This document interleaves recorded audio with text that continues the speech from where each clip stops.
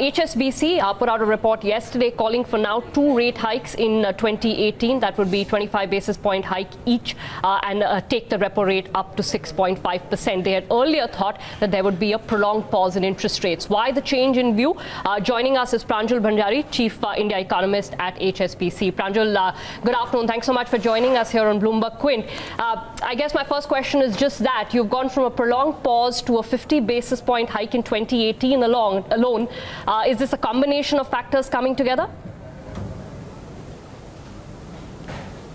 Yes, it is, Ira. You know, we changed our view last week on the back of the many reversals that we are seeing in the macroeconomy, both domestic and global. Now, you know, globally speaking, oil prices are on a huge rise. Fed is hiking rates. Dollar liquidity is set to tighten, you know, as the fiscal deficit in the US is likely to increase. All of this weighs on India. Back at home, we find, things like higher MSP prices after keeping them at very moderate levels for the last 5 years. This is sort of a policy reversal back home. We're seeing the trade deficit widen, each month quite a lot. We've already seen the rupee depreciate 6% from the start of the year. Bonds have sold off more than 100 basis points since August last year. All of this, together makes us believe that it's time for authorities to take some action. And for the RBI, we think that the most important action right now is to hike rates. We're expecting 2 back-to-back rate hikes, 25 bips in August and 25 bips remaining in October. Pranjul, I think you've also cited the core inflation aspect in your report, and I think after the last sprint, there's an active debate on core inflation continuing to be elevated and rising vis-a-vis the headline index.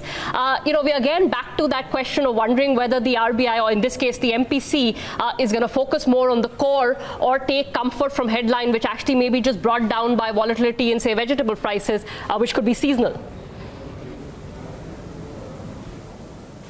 Well, look, the RBI targets headline inflation. So, at the end of the day, it matters where headline is.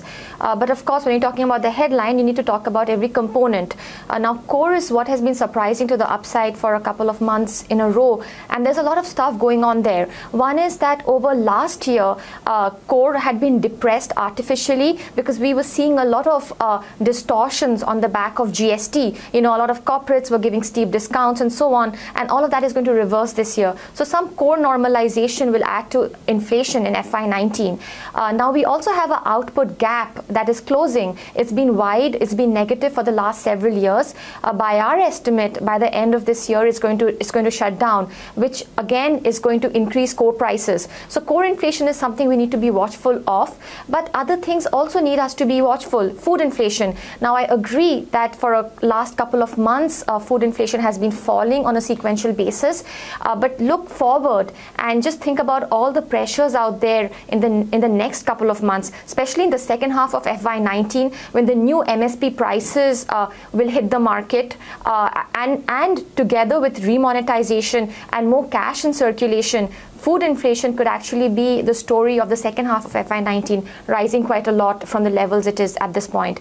And the third thing on inflation, of course, is oil prices. For every $10 rise in global prices, India's headline inflation rises by 30 basis points. Now, this is something which is going to, take on in the next couple of months as well.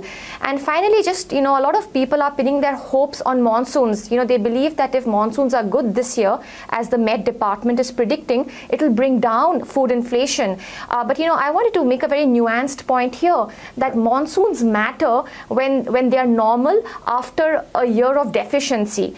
But this time, even last year was normal. So 2 back-to-back normal monsoons do not really reduce food prices too much because, it's a year-on-year phenomenon. So I will not take too much comfort on rains for this year. Overall, I think inflation is going to be very high. By our analysis, underlying inflation was 4.1% last year.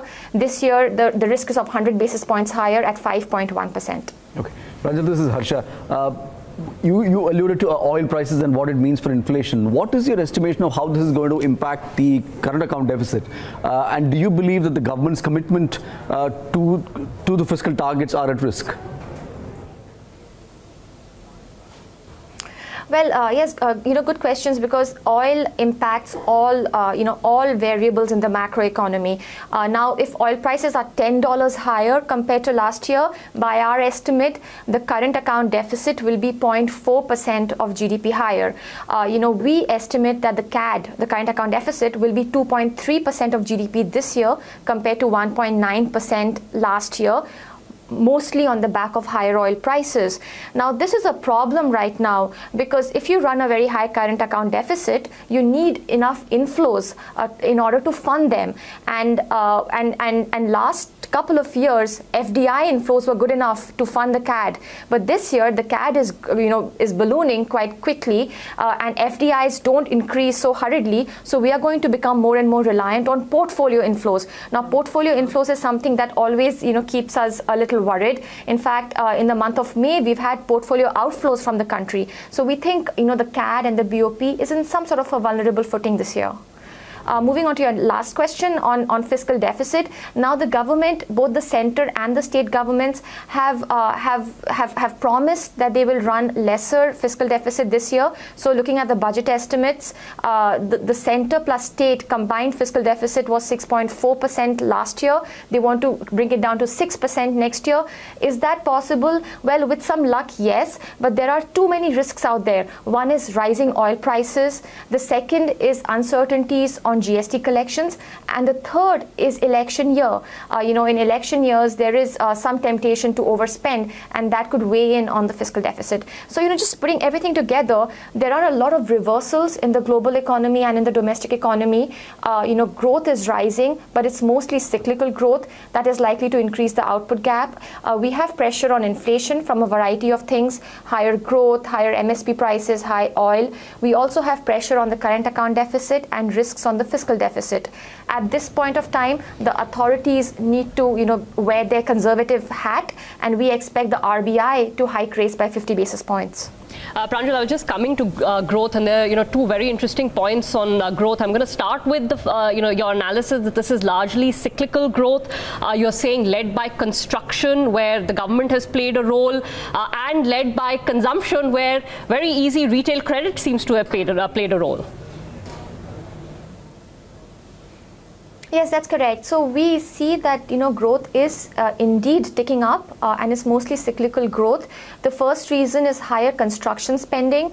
We're seeing it in material production, construction material like cement, iron and steel, basic metals, minerals, and so on. We're also seeing it in some of the machinery that is necessary to actually undertake construction activity. We attribute this entire construction fillip to government spending. We've seen government spending going up in infrastructure sectors, mostly transport infrastructure, and also some rural sectors like rural housing and irrigation. This is very typical of pre-election years. We were looking at the last couple of national elections, and we found that the year in the run-up to national elections generally has a big increase in construction activity as the governments try to complete some of the ongoing projects. So we're seeing the same this year as well. There's also some increase on the consumer side, because of remonetization, more cash in the pockets of people, and also because of more availability of credit. We've seen the big rise in personal credit growth.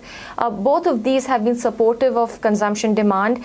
We saw a little bit of it in urban India, but in the last couple of months, we're also seeing a fairly decent pickup in rural India consumption demand. So right. All of this is likely to increase cyclical growth in our economy. The other, my last question, Pranjul, but was according to me one of the most interesting points that came through in your report is the analysis of formalization that you have done post demonetization, and you seem to suggest that there was, some formalization, but it didn't last. Can you just explain that to us? And I was also curious, this is only linked to what happened post demonetization as opposed to also post GST. Well, yes. Now, there's been a raging debate, especially on the jobs front. Is formalization happening or not? I try to take a look at it not from the jobs, but from the enterprise front. And here, we used a very expansive data set of about 3,000 listed firms that RBI takes out, in a quarterly frequency. Now, this is purely formal sector. What we found that in the past, this is pre-demonetization, corporate sales in these formal sectors used to rise in line with GDP growth. If the economy is doing well, if growth is buoyant, then corporate sales would also rise. Suddenly, right after demonetization, we found that this relationship broke. For the GDP growth that we were having in the economy, corporate sales was actually much higher than we could explain. We attribute this to formalization. We control for a lot of other things that could have led to this, and we find that our residual, which is what we attribute to formalization, may have actually happened in the few quarters following demonetization. But did this last? Well, no. We find that after 1 or 2 quarters, this residual, which is an indicator of formalization, has actually fallen back down. And this also is in line with currency in circulation. Right after demonetization, there was no currency out there. So people were forced to buy from the formal sector, using credit cards, using checkbooks, and so on. But once the cash in circulation is back, we find, people resorting to old means. So there was a hint of formalization, but the data that we have so far with us makes us believe that it's gone back to what it was pre-demonetization, and that makes us believe that the GDP growth we're seeing right now is more cyclical and not structural in nature.